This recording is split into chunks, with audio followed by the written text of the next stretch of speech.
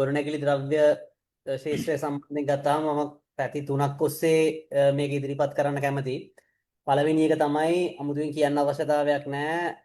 ඕනම රටක ඉස්සරහට යන්නේ අපි කියනවා ඒ රටේ ඉන්න ඇස්පිරේෂනල් මිනිස්සු නිසා. කියන ඇස්පිරේෂනල් ශ්‍රී ලංකන්ස් කියලා කිව්වොත් එහෙම ලංකාවේ කට්ටියට ඒගොල්ලෝ තමයි මේ ගමන දුවවන්නේ.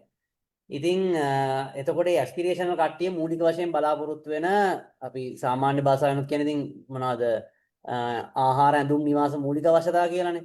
ඉතින් නිවාසයක් වගේ දෙයක් සම්බන්ධයෙන් ඔවුන්ට මේක දරා ගැනීමේ මට්ටම සහනදායී වෙන්න ඕන, ලාභදායී වෙන්න ඕන.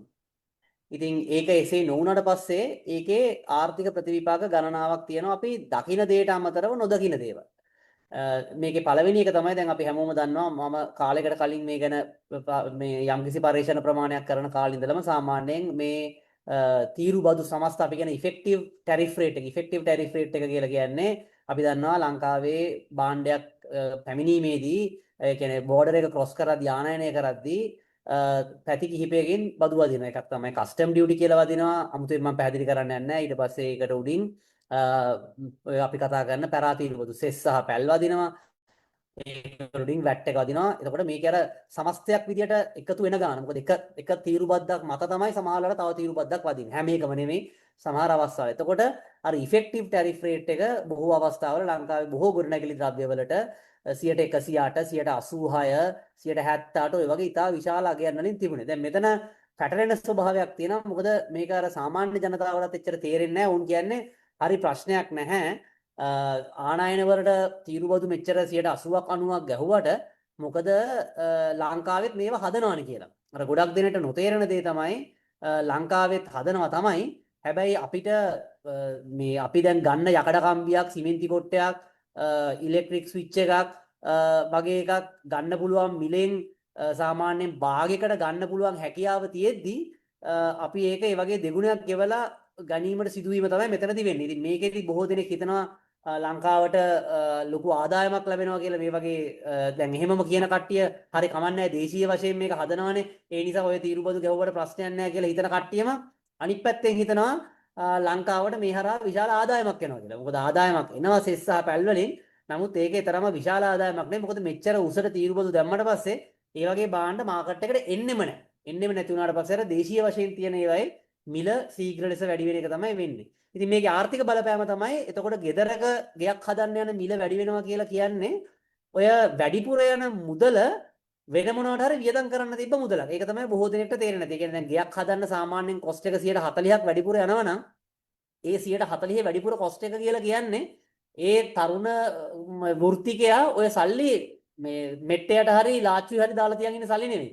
ඒ කියන්නේ යාට වෙන මොනවට හරි වියදම් කරන්න තියෙන සල්ලි තමයි ගේ හදන්න දාන්නේ. ඒ කියන්නේ යාගේ තෘතීක අධ්‍යාපනයට වෙන්න පුළුවන්, යාගේ ළමයෙක් හොඳ ඉස්කෝලේකට දානවා වෙන්න පුළුවන්, ළමයාට ස්විමින් ක්ලාස් එකක් දෙනවා වෙන්න පුළුවන්.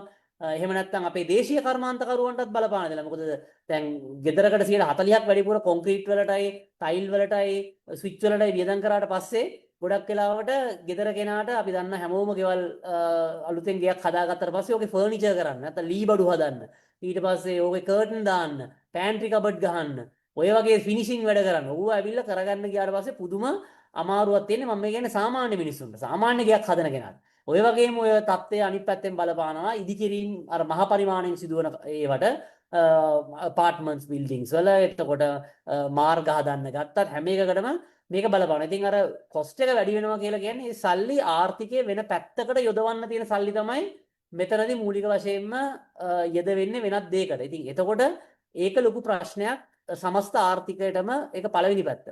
දෙවෙනි එක තමයි ගොඩක් කට්ටිය හිතනවා මේක හරහා ඩොලර් ඉතුරු වෙනවා කියලා. ඒකත් එතරම්ම නිවැරදි දෙයක් නෙවෙයි. මොකද දැන් අපි ගත්තොත් එහෙම ටයිල් වගේ එකක්, ටයිල් එකක සාමාන්‍යයෙන් 140ක 50ක කොස්ට් එකක් තියෙන්නේ එනර්ජි කොස්ට් එක. ඉතින් එනර්ජි කොස්ට් එක කියලා පාවිච්චි කරන්නේ ඇත්තටම LP ගෑස්. ඉතින් එතකොට LP ගෑස් සාමාන්‍යයෙන් නෙවෙයි LP ගෑස් ඉතින් ලංකාවේ LP ගෑස් හදන්නේ නැහැ. LP ගෑස් ඉම්පෝට් කරනවා. ඉතින් එතකොට LP ගෑස් වලට යන ඉම්පෝට් කොස්ට් එක ඇත්තටම ටයිල් එක ඇතුලේ තියෙනවා. ඉතින් ඊට වඩා එනර්ජි කොස්ට් එක අඩු තැනකින් අපි ඒක 150ක කොස්ට් ප්‍රයිස් එකක් අඩුවට ඉම්පෝට් කරොත් එහෙම ඇත්තටම එහෙම ගත්තොත් එහෙම අපේ ඉම්පෝට් ප්‍රමාණය يعني ඩොලර්ස් යනවා කියලා කවුරුහරි තර්ක කරනවා නම් ඩොලර්ස් යන ප්‍රමාණය අඩු වෙනවා. මොකද දැන් ඇවිල්ලා ටයිල් එකෙන් ඩොලර්ස් යන්නේ නැති වුණාට LP ගෑස් වල ඩොලර්ස් යනවා.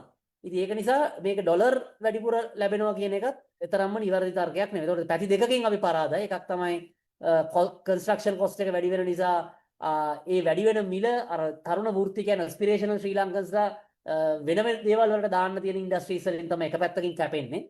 දෙවෙනි එක ඩොලර් ඉතුරු වෙනවා කියවර ඩොලර් ඉතුරු වෙන්නේත් නැහැ.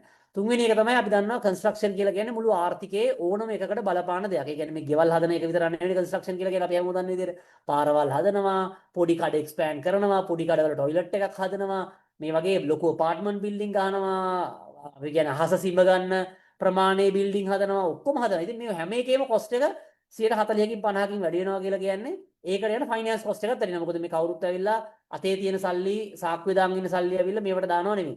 අනිවාර්යෙන් බැංකුවෙන් තවත් 14ක් 15ක් ගාණකට ලෝන් එකක් අරන් තමයි මේව හදන්නේ. ඒතකොට ඒ කියන්නේ අර අමතර මුදලට තවත් 10%ක 15ක මිලක් අපි ගෙවනවා.